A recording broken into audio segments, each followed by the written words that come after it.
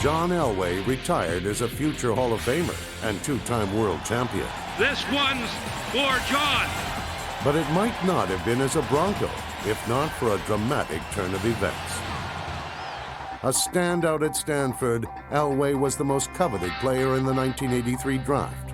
The Colts had the first pick, but Elway made it known he did not want to play in Baltimore.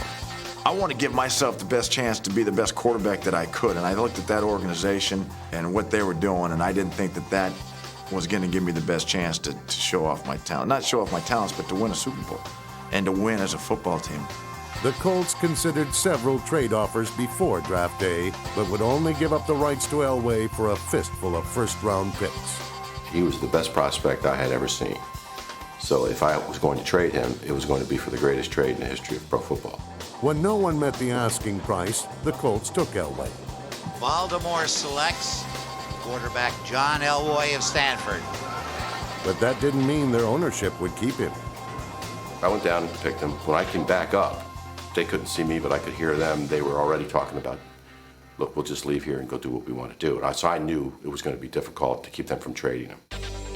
The Colts wanted to trade him because Elway was threatening to play baseball instead. Drafted by the Yankees in '81, he showed promise as an outfielder in their farm system, batting over .300. Within days of the draft, Dan Reeves heard from Broncos owner Edgar Kaiser that the asking price for Elway had dropped. He said, Chris Hinton. He said, Mark Herman, and number one the next year. And, you know, I kept waiting to see what else it was, and he said, and I said, is that it? And he said, yeah, that's it.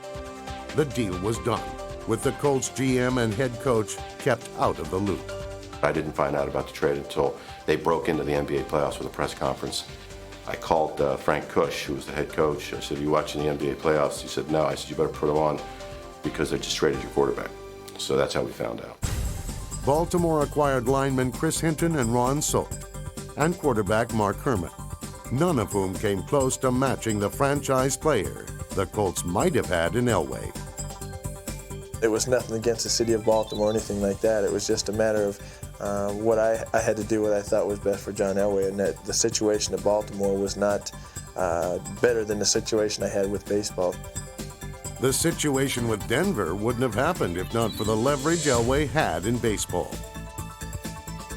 I was actually the first guy to have a choice, to do something else. So I guess that's why it was looked at, I became notorious in that way.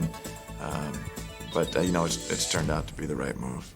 In the eyes of their loyal fans, the Colts made the wrong move 1 year later, sneaking out of town under cover of darkness and relocating to Indianapolis.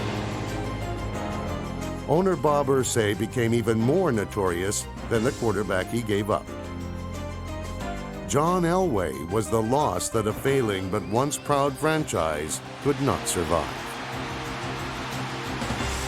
Look at the legacy of quarterbacks that we had had. We went from Unitas to Burt Jones and then to Elway. It would have been a tremendous line of succession. It would have been like the Yankee center fielders. And it would have had a tremendous impact on the town and everything else. Now, whether Mr. Irsay would have still moved them, I couldn't predict, and only he could have answered.